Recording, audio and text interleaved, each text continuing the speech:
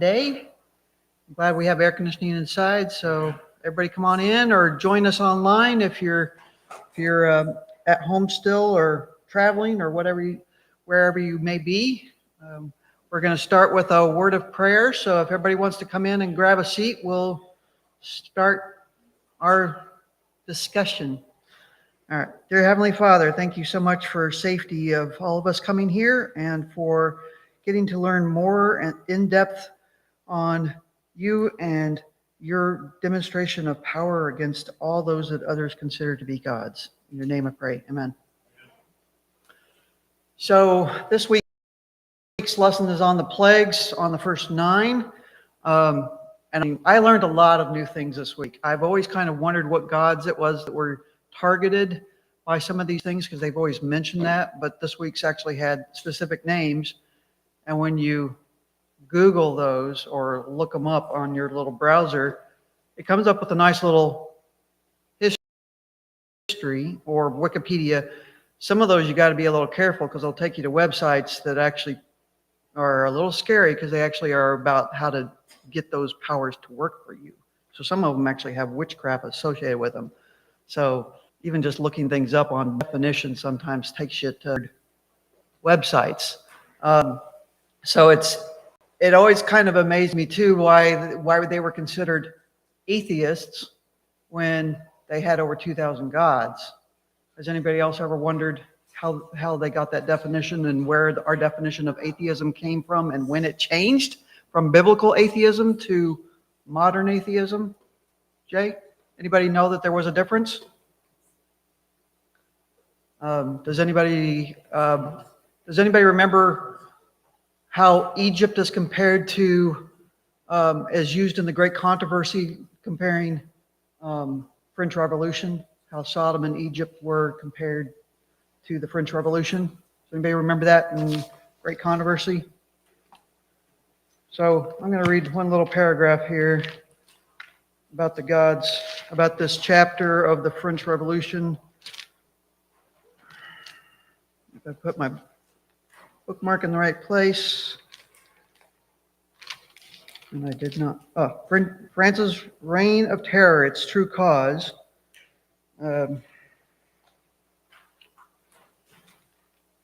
Then they will tread the holy city underfoot for 42 months, and I will give power to my 2 witnesses, and they will prophesy 1,260 days clothed in sackcloth. When they finish their testimony, the beast that ascends out of the bottomless pit will make war against them, overcome them, and kill them, and their bodies will lie in the street of the great city, which spiritually is called Sodom and Egypt. So Egypt, just to explain that a little bit more in this, the great city in whose streets the witnesses are killed and where their dead bodies lie is Egypt. Of all nations in Bible history, Egypt was most boldly denied the existence of the living God and resisted his commands. No ruler ever dared to rebel against heaven more arrogantly than did the king of Egypt, Pharaoh. He said, I do not know the Lord, nor will I let Israel go. This is atheism, and the nation represented by Egypt is in the prophecy would voice a similar denial of God and reveal a similar spirit of defiance. So on my way here, I was telling Bill that I was having a conversation with Perplexity, which is one of those AI-generated kind of things. And it's kind of interesting when you can ask, if you don't have anybody else to talk to like I sometimes don't, you can talk to all your devices. And you can actually get some pretty good information when you say, look up the Bible or the Great Controversy and why do they call this atheism?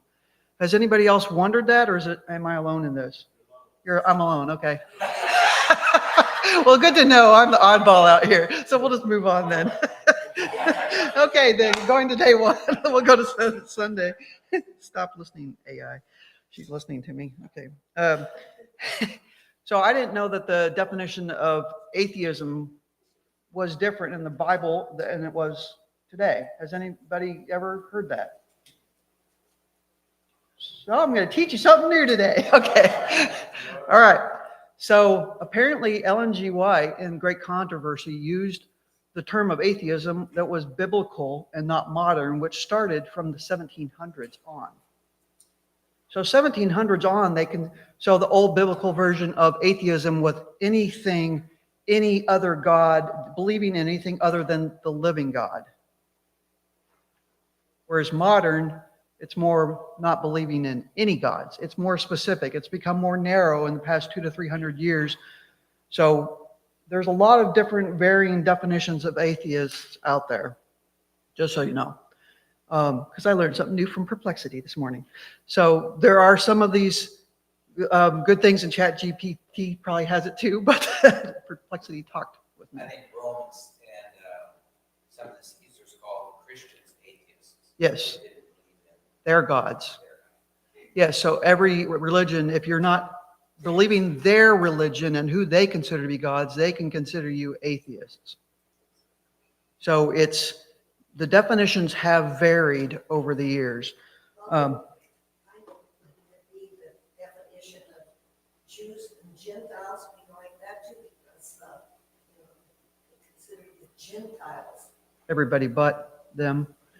Yeah, and nowadays anybody that's blood is considered that way, whereas before it was more people that were practicing than, so definitions definitely vary over time, which is sometimes why it's helpful to try to find out what the original is, what they're talking about, and how it compares to today, and see if we can make sure that we understand where somebody's coming from if we're talking to them, because who knows what definition. Sometimes it's just, tell me what your definition of this is, or what do you mean you're an atheist? What does that mean to you? That you don't believe in the God that I believe in? You don't believe in a God that can allow this kind of suffering? You don't believe in a God that, hardened Pharaoh's heart, which half the verses say? What is it that you're not believing in? So this week's lesson has a lot. So I think we could spend a lot of time on each one, but don't have that time. So we'll try to get through some points that I thought were kind of interesting. The initial kind of prelude to the plagues were when he goes before Pharaoh. So first, when they go and tell Pharaoh what's going to be happening, and we'll go to Monday. I think it's Monday. Let me look here. I looked at kind of the broad view and don't know which day is which on a lot of these things. But the snake fight, that one was the prelude, and that was wherein he goes and gives the signs and wonders and throws down their staff. So at that point, when the magicians came along, that one also was in reference to one of their gods. They actually had a god, and that was one of those that popped up and came up with some weird stuff that I was afraid to kind of get into too much. But one of their gods was known for swallowing up to 7 gods. And when Aaron's staff gobbled up all the magicians, I'm guessing it's more than 7 because they were impressed and knew that had actually beat their god.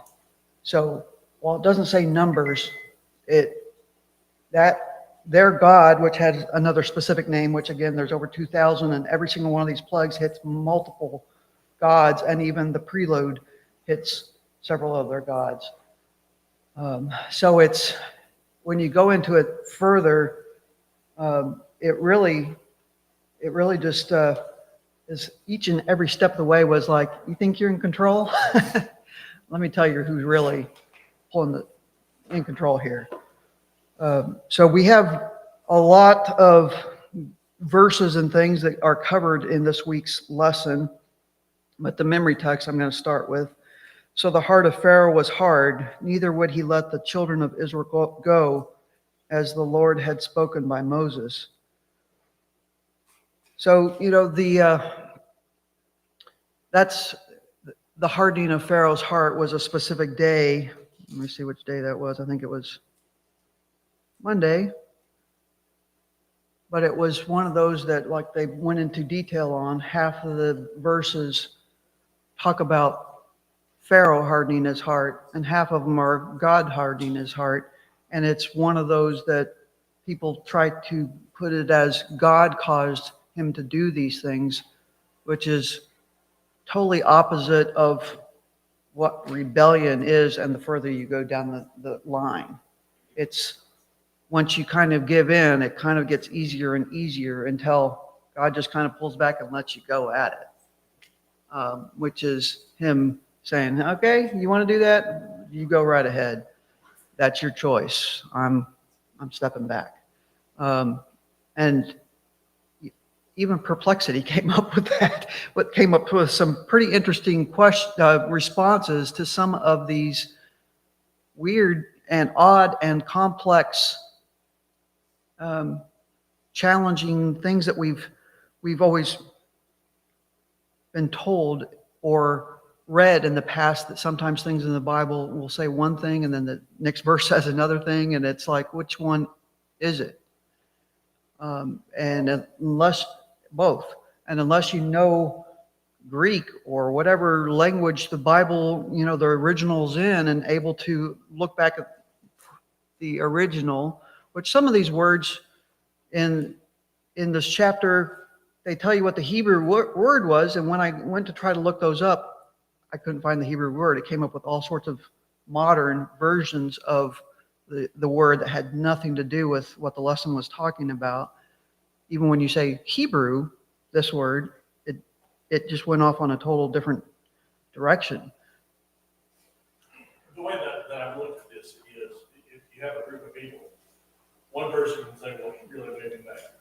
And the other person is sitting there going, why? He didn't do anything. So, I mean, the words are, he made me mad.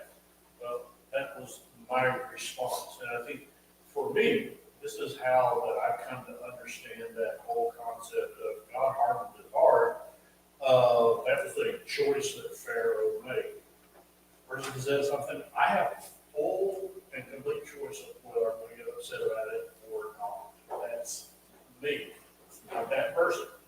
And so I think in that situation, it wasn't God that was saying, okay, I'm gonna make it so that you cannot make the right choice. God always gives everybody the opportunity to make the right choice, but after you've made the wrong choice for so long, Scripture says your conscience is seared. If you have somebody that has seared skin, bad things happen, and that's what happened to Pharaoh. Very true. Yeah, go ahead. And remind me your name again. You were here last week. Doug, yes.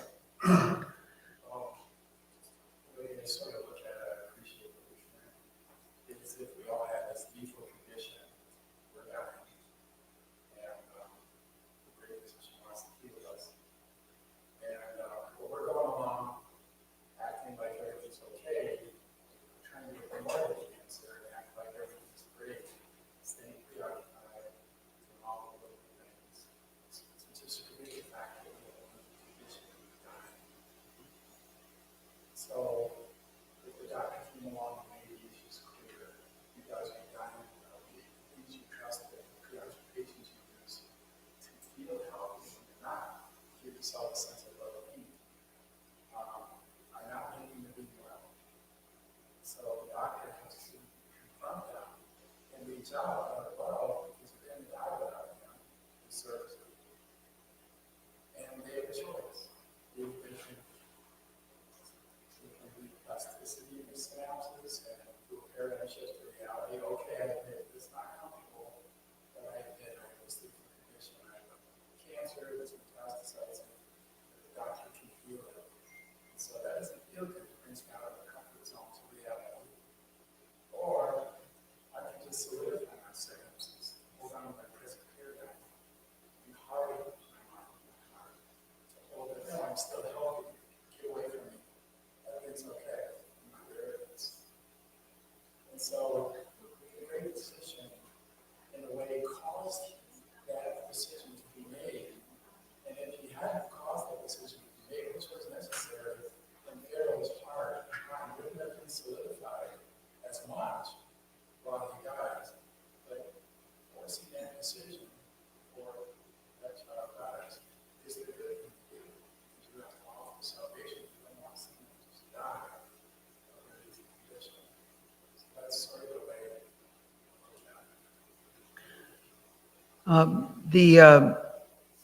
Has that anybody looked into the timing of the plagues or how long they occurred over or what? So there's only 2 plagues that actually have a time, well, 3 if you count the last one, that have any time frame. And one of the main thoughts is that the plagues occurred over weeks to months, except for the 3 that specifically had dates and times. Like the first one was 7 days, darkness was 3, and the overnight death of the firstborn was overnight. So the rest of them, it's suggested that it's weeks to months, and that those decisions were what made that next decision come manifest for Pharaoh to say, yeah, I'm not going to believe it. I'm not going to do it. I'm not going to yield. It's a great decision. Adventist did that to all his children. He wants to say it to everybody. And it's going to cause them to make a decision. Either they'll yield themselves and take yield, or they will harden their hearts. And just, like help them. That can't be done. So, it didn't necessarily be a decision, but it did cause their decision to take place. Okay. Can put the heat on and make things kind of intensify to where you got to make a choice. Hannah. Yeah, so I'm thinking about what the gentleman just said in Pharaoh's story, and I think there's a form of selfishness there. What we see, if you are in a bad diagnosis or whatever, it's only in your interest in caring for those who are left behind that you will take care of this. It's if you think of others who are even insult that you push, but of course it's a personal choice. Because Pharaoh, he would have said, what is this going to do to my people as the plagues went on? You know what I mean? He didn't even care. Even the people, one of the other ministries is, hey, give into that because, we're all dying here. He didn't care. Yeah. So there's a form of selfishness in there, right? Yeah. Right. Arrogance.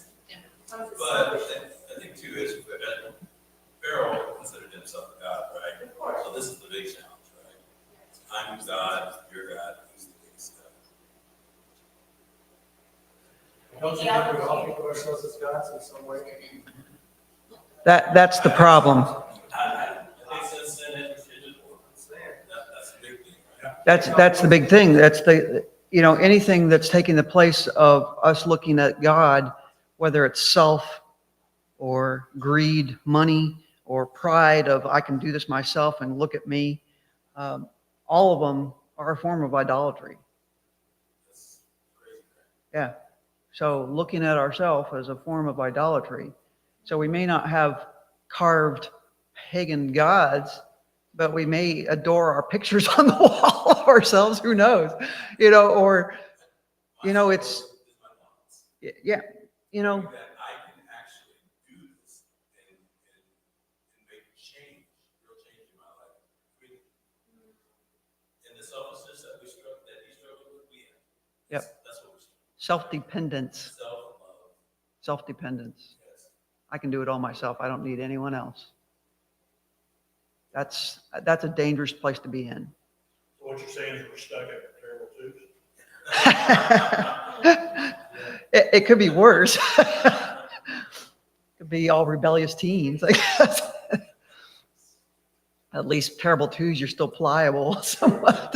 So, I think what Hannah said is so incredibly important is that it leads to arrogance. And when a person is arrogant, I've struggled with this my whole entire life. It's truly, well, look at what I've done. Look at what I've done. And if I've done this, then I can go ahead and do that. And again, in that whole conversation, the key word is I. And I think this was the problem with Pharaoh, and as Richard said, I think this is a problem with all of us, is that we look at how God has blessed us, and we take credit for it. And in some way, shape, or form, our brain is twisted into thinking, well, I did all this stuff. I can do this. Why wasn't he God? And I think that was Pharaoh's problem. You mentioned self-dependence, and I relate with that because sometimes I see in myself where other people are dependent on me for care or something, or the system is dependent on me Right. to keep it functioning. I can get an inflated view of myself as if I'm required to keep that system going, whether it be for my own life or other people. And that's something that I pray about because I want to get off the throne. I want to recognize that that's God's, it's not mine. And the natural effect of being in that place of putting myself in a place of authority like that, thinking like I hold people together and systems together and myself together, that's a lot to carry, and I can't do that, and that's very stressful, you know. And then being dependent on other people, which Pharaoh was not supposed to do. That's what I was trying to say, but she said it so much better. Jack. I don't know that. We also have to be careful how we put people up on pedestals so that they don't become them. Yeah. And when I talk about the spirit of passage. Yeah. Just because the leaders are in front of you doesn't mean that they're For me, they're I think superior. it's also like the place, your point about it took a long time, and because he was Pharaoh, he was largely insulated from most of them, Yeah. right? And, you know, if there was any water in the ground, it would have gone in, like, so he didn't really feel the pain until he lost his son, right? So I think the rest of the time, it was like, well, this is bad, but if I give in, you know, I'm already gonna lose my free workforce. Probably there were other classes in his organization or his government structure, well, then they're gonna feel empowered to rise up. So like, I think it was like, I can't give in because of all this that I'm gonna lose. And until it really touched him personally, then it goes back again, he was selfish, he only thought about himself and what he could lose, not what he was gonna. Yeah. So that's the topic of next week's. So Pharaoh, in terms of Pharaoh, you know, the last plague was against Pharaoh being a god himself and how he did not have power over life and death and could not save his himself, his family, his people, period. And he was considered a god. So he was the last to be, because, you know, let's take you down one peg at a time. Don't forget, and knock your feet out. It's amazing the God we serve chose to give his son to life in redemption for our sins, our wanting to be gods. No different from the Pharaoh. He had to take his son in order just to get his attention. So different. Yep.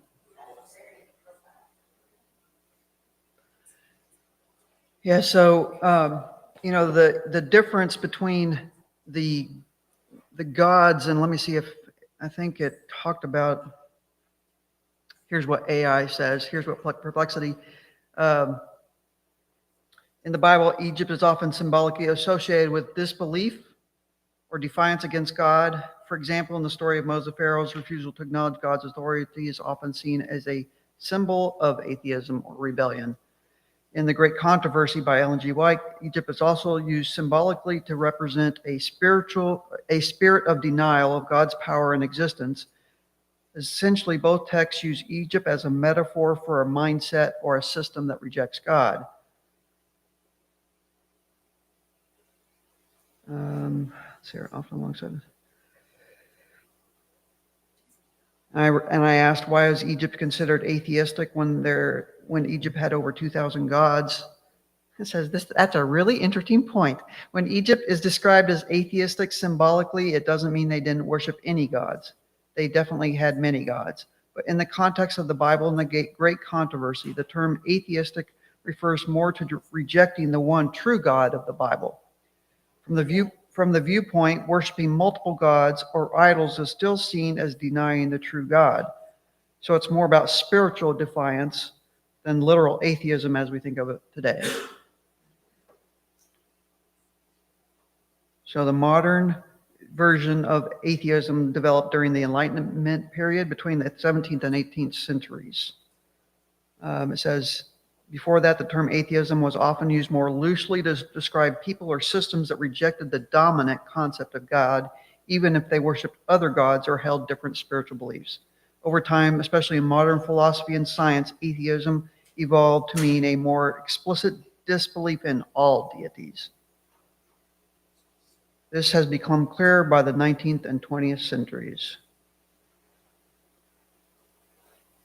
So, when we look at the different plagues, starting on, I think it was, so the God versus gods, it's living God versus all the gods of creation. The creator God versus the creation. And when we look at the first plague, which is the Nile, that god, Nile was considered their pride, their source of monetary income. It was what their economy was based on was water, and all the blessings of water and fertility because of being near the Nile. So that god specifically was happy. Anyway, not spelled like our happy, but Hapi was the Nile's river god, and that one lasted 7 days.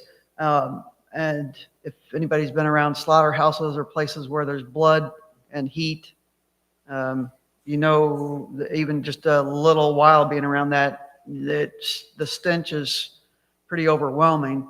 So when it says it was a week, that's pretty horrid.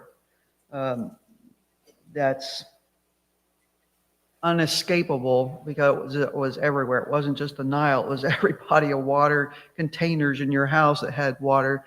It doesn't talk about the animals being affected, so I wonder where they got their water from, because they wouldn't have been drinking blood. The fish all died up in the waters. But it says that, specifically the plagues that affected animals or livestock were kind of the boils and the livestock one. And, some of the other ones would have affected probably them as well, hail if they didn't bring them in. But if we go through all these plagues, which we can actually read Exodus, or we can go through each plague separately and talk about it. It kind of depends on what you all want to do. I like discussion more than I like just reading through things, but there was a nice little summary on the app, the Sabbath School app, about the plagues, and I had written out little notes as well about all the different gods and tried to look them up, which the pictures are kind of interesting and the little history, but yeah, don't go down the rabbit hole too deep, because it's a little scary at times because of things that they tell you about how to get this to work modernly, and you're like, no. That's what caused your problem to begin with. So, the Nile was a source of life. So this was an attack on their ability to produce life. So it was a symbol of blood is a symbol of life as well. But the river was their source of monetary income, and that was one that the magicians could actually replicate. So the first two were ones that they could actually replicate by magic and make it look like it. When they get to the third one, they're like, this is the hand of God. They can't do that once they get to the third one. The second one, when they talk about frogs, so frogs were considered sacred. One of the things had said that they feared them. They didn't fear them like afraid of them. They respected them. It was something they worshipped. And them having a plague of something that they found to be worshipped and being in so overwhelming amount that it was mass produced and so much around them, it took away the awe for them and made it detestable. And then when they finally asked for this to be taken away, the dead bodies of the frogs were piled up and reeked again. And who knows how long this took, but they're suggesting weeks to months, which I had never heard that before. And that if you can just get rid of things in a few hours and go through all these things, and it's kind of like, we got rid of it. Okay, it's over. Well, let's forget about that. But if you're having to smell this stuff going to bed and get up the next day and it's still there, and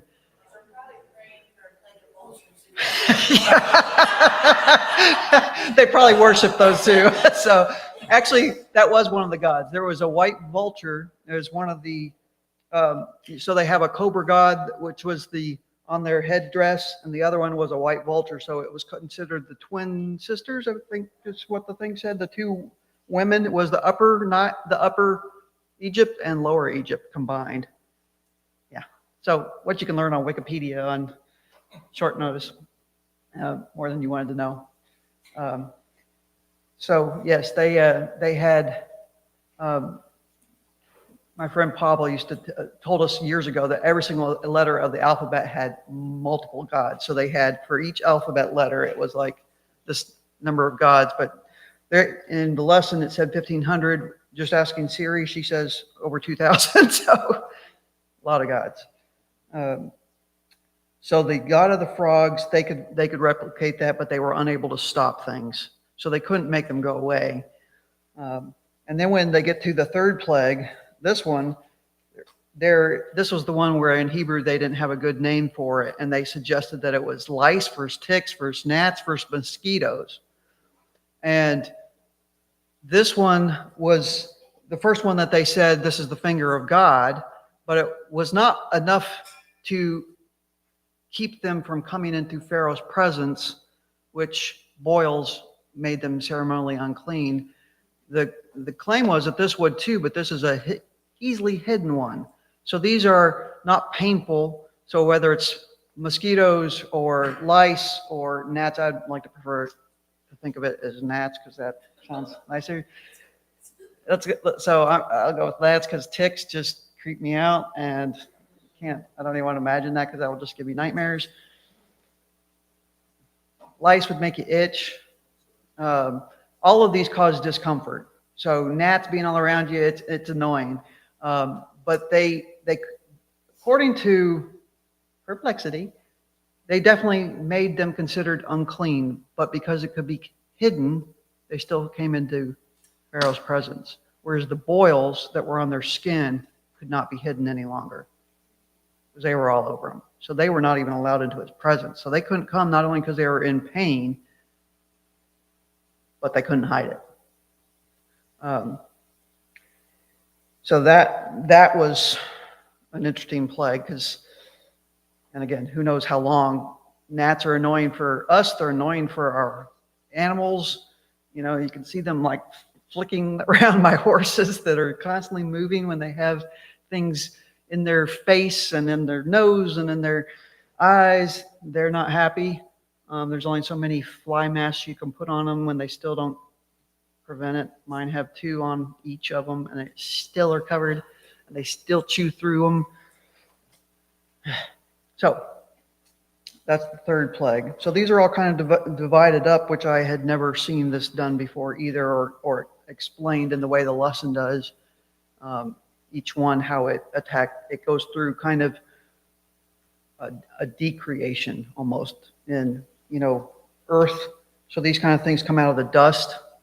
So it wasn't a god of the dust because they didn't have a god of the dust, but it was things that came out of it. And this god Geb, which is kind of god of the earth. There are also Egyptian myths about the earth god and the heaven gods and how they were split, and all these various gods are named based on those kind of things too, which is another weird thing. But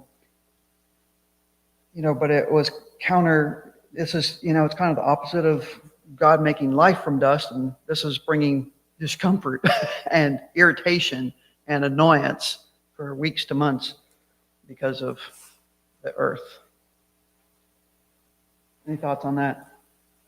Anybody else like to think of this as mosquitoes or ticks or lice? Hannah?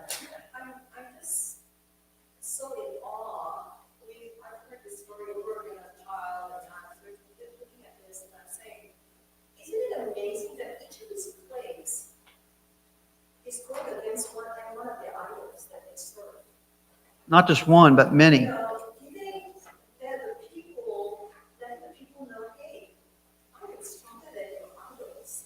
And how gracious God was that he dealt with one plague at a time. He could have just done it. I mean, how gracious. Yep. Oh, I'm just here. Yep. And it was the first three that really were the only ones that the Israelites had to deal with at all. After that, so I always kind of, in my head initially before this week, when I was studying it in depth, it was more gnats and that the fly and that was always kind of combined. And when I started thinking of it this week, it was like, well, mosquitoes bite, gnats don't bite, ticks bite.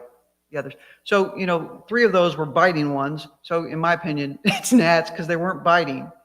And this was the last one before the pain occurred that affected the Israelites. That's just my opinion, but I like to think of it as gnats. Because the next one, it's definitely, the flies are definitely associated with biting flies, not just annoying flies, but biting flies. Which my horse barn has lots of different types of flies because I have fly killers for all sorts of things, but the horses do not like fly killers because they taste weird. You can actually just spraying it, your tongue kind of goes numb just being in the area for a little while, so they don't like it, and I don't blame them. But there's hundreds of flying things that chemical works on, and yet the place is still crawling. So it still is one of those of, you have animals, and even before I had animals at my place, when just the workers were there were flies everywhere. When this plague, when they stopped it and they said that there was not a fly to be found, that's a miracle in itself. To me, I was like, that to me would have been like like how can you refute that from the, there's not a fly around, could not be found? That sounds like the nicest thing ever. Sister, you should try a solar fly trap. Well, I'll look into that next because I have 3 or 4 different forms of things right now, so I'll look into that next. Solar fly trap. Okay. All right.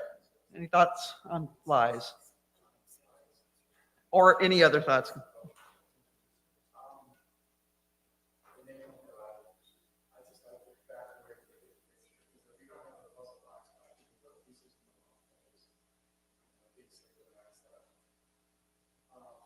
God's name is, like it says, I am. And he showed Moses who he was by a burning bush that is still existing, it should be corrupted and sustained. And when he reveals his name, he's giving a living example of who he is in creation. So in him all things hold together. And he is our source of life. So creation needed to be put held together. That's us. So if you think about that, it's very important because that's where the reason why comes in. Satan telling us that, no, you sustain yourself, you're divine. You don't need God to do that for you. When we chose to be dependent on the word created and supplied for us, evil, now we're turning back to God.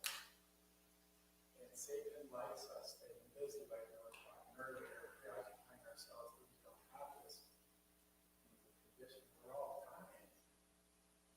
And the Creator, through a whole lot of chaos and trouble, to provide means of reconciliation and restoration of being our source of life again. So I think that's what God was sharing with Moses to share with Israel, that He is their Creator. Quit trusting in all these other things that the world trusts in to synthesize a sense of well-being, food, water, fires, and travel.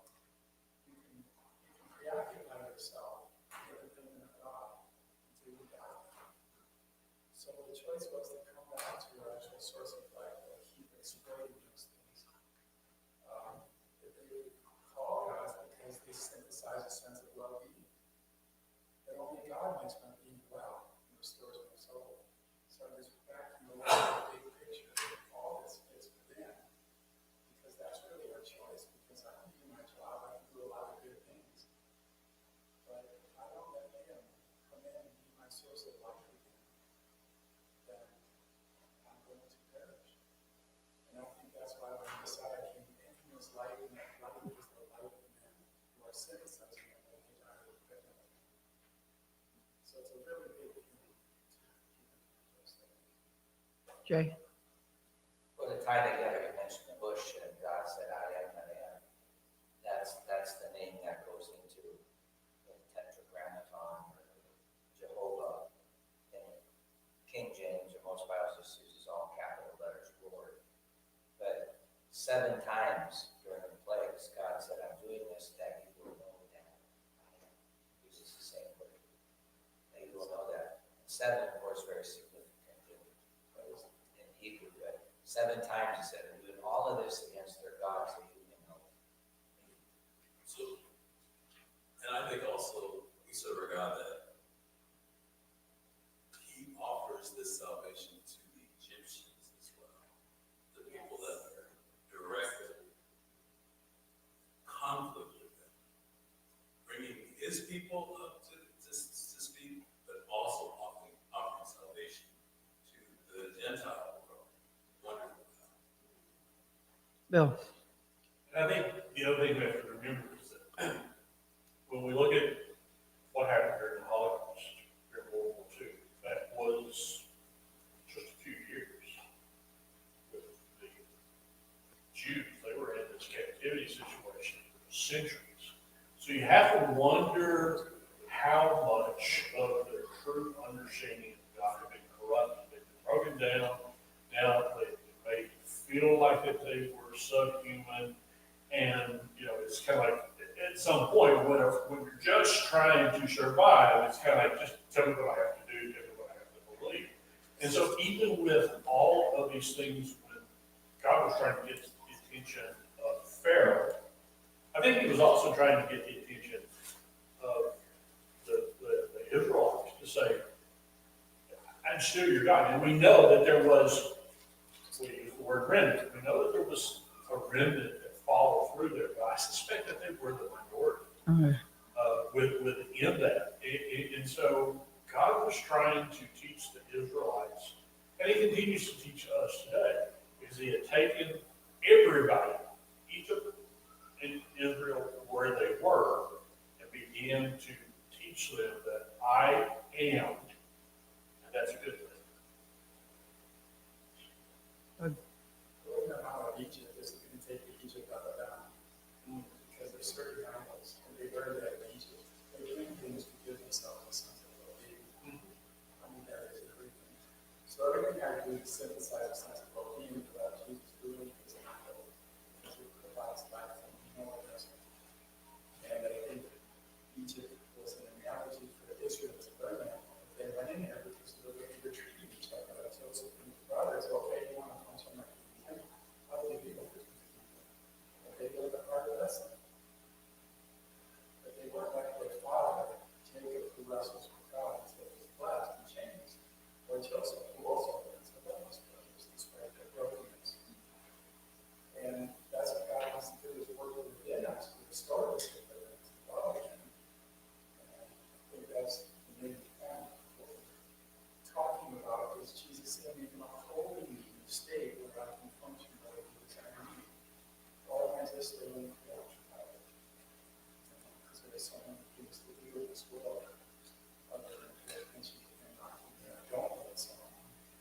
And then I can begin to completely good work in me. Yes. I was under the opinion that all of the Israelites were protected from all the plagues, but they're reading all this, it doesn't sound like they were protected from all of them, but at the end, they started being protected. Yeah. Initially, it hit the whole area, the first 3. And then Goshen, where they were mainly at, was protected. And they had been driven out of the main parts of Egypt because of their livestock and how they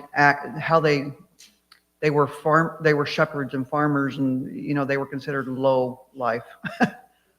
So they were put out in a different area away from Egypt, the main Egyptian. I think Pharaoh wanted them to stay busy building pyramids. And God's trying to pull them out of the people.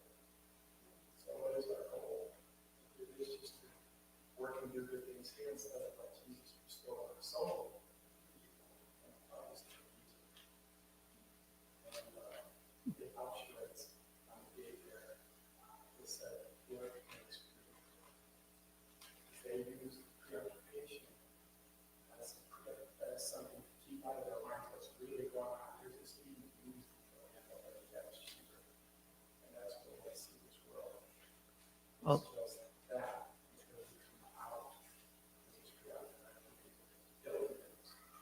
There's lots of conflicting statements too, like the idle hands make the devil's playground and all, it's, if you don't have some idleness, you can't also hear God.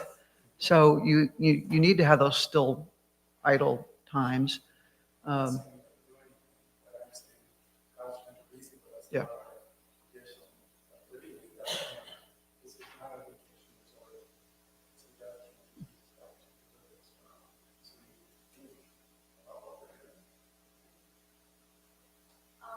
I just realized something is what do I take away from this lesson? And talking to young people, talking to my daughter, or talking to millennials, is even your nutrition, base it on evidence, not on hearsay. Of course, the evidence is that on one side, God did it on both sides of the camp. He wants them, the Israelites who just got to know Moses, say, hey, get out, hallelujah, praise God, and the Egyptians. The Lord was trying to say, base your position on evidence of who I am, how great He is. I can get rid of all these idols that's supposed to be illusions.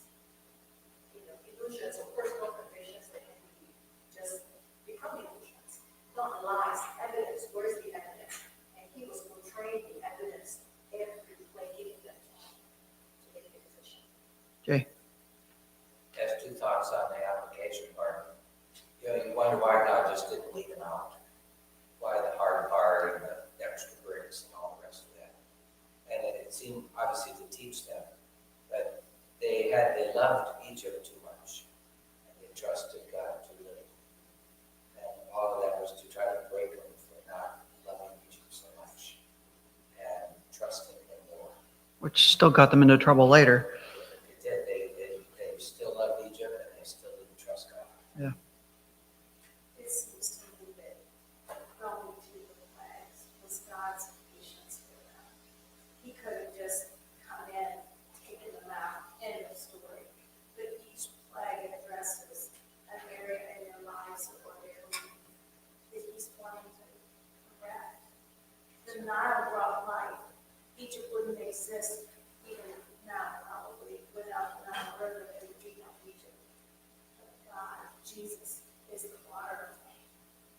And then that's coming out of the dirt, but we were formed with the dust of the earth.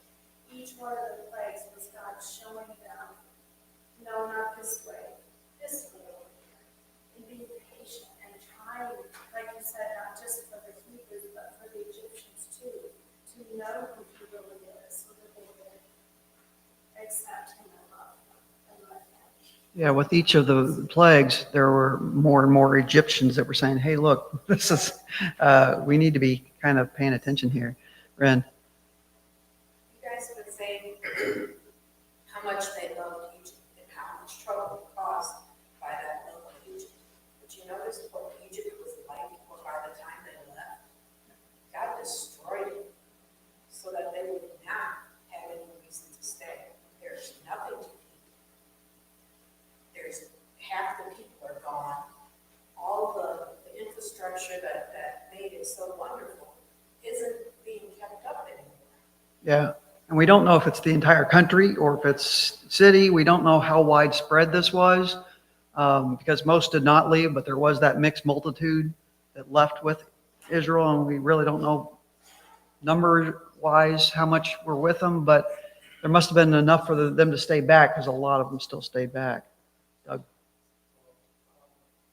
I think I was just letting creation go is the reason why once the Nile is shown how God and the frogs aren't converted in water, they go out in the desert and the rock and you've got these flies and God's creating seas for the people. Peter says in the end that God will let go of creation and the elements will connect and fill in keys in order that we can be created and the earth. The only thing that makes it past that time is the word of God within us. And I think that's what's important because now I'm not the iPad, but maybe building a pyramid is going to perish. We're going to let Bill, one more comment, and then I'm going to summarize real quick because we're running out of time. So, Bill. So we when you're looking at the plagues, I view this from an educational perspective. God put the Egyptians and the Israelites in a very, very uncomfortable position. And then God put the Egyptians in an uncomfortable position and put the Israelites in a comfortable position because he didn't inflict those plagues on them. But the very last plague, it's interesting, comes down to our freedom of choice. God says, well, let you choose now. If you cover your mantle, if you cover your doorway with blood, you're good to go. That's next Not week. happen. If you don't, your firstborn of everything is going to die. And I think that's what this boils down to is God values and honors our freedom of choice because that's love. That's love. All right, so we're going to summarize the last of the first 9 plagues because next week's is the 10th. But you know, so flies we talked about biting, the death of livestock. You ask what livestock is. Pigeons and doves are considered livestock, which is kind of interesting. They're the only birds that they specifically called livestock. Llamas and alpacas are South America, so they didn't consider them livestock back then because they didn't have them. But camels, donkeys, goats, sheep, horses, you know, all those would have been afflicted by the death of the livestock. Number 6 was the boil. So this was the one where they could not come into Pharaoh's presence any longer because they were covered and they were ceremonially unclean and they could not hide it. And it was painful. And who knows how long it occurred. And then the plagues get much worse. The 7th is hail. It doesn't talk about the size of it like it does in Revelation, where it talks about 75 talons, or a talon, which is 75 pounds, which is a bag of cement. So if anybody picks up horse feed bags, those are 50, and I was thinking those I struggle with. 75 is cement, or the other thing, what did it compare it to? Something else that I was like, I need a tangible, like a 75-pound object. And the definition of hail is not only ice, but it's volcanic. Yeah, because it talks about fire. It talks about hail, thunder, and fire, and it said flashes of fire, so that could be lightning, or it could have been fire. They don't really know if it was like fire, things catching on fire, or fire coming down from heaven, but it was a wicked storm. It was a very wicked storm, and it took out a lot of vegetation, and things just got worse from there. With the 8th plague, it was locusts, so anything that was green that was left and not destroyed by the hail, all the trees that were knocked down, the locusts came along and ate. So now they have no food, nothing to even feed their livestock and them. And then they have 9 days, the 9th one, they have 3 days of total feelable, that's not a word, really, darkness. To where it says that was another one where they actually specifically say it was 3 days long, 3 days to reflect, and you couldn't do anything. You couldn't see somebody next to you. 3 days to think about what you've done and what you've seen before the last one, before they had to make a choice. So they had 3 days, except for in Goshen, which there was no darkness with the Israelites. So they weren't thinking. They weren't probably paying a whole lot of attention because it had not hit them. Who knows what they were thinking? We weren't there. But they didn't have to make really that choice until the last plague, which is next week's topic. So, any last comments before we close? Anybody want to offer closing prayer? All right, I'll offer closing prayer. Dear Heavenly Father, thank you so much for our good discussion today and learning more about you and your incredible love for us and love for Egypt and for Pharaoh and for all those people that you were trying to show yourself to, as you do each and every day, to try to give us example after example after example of why we can trust you. In your name I pray, amen.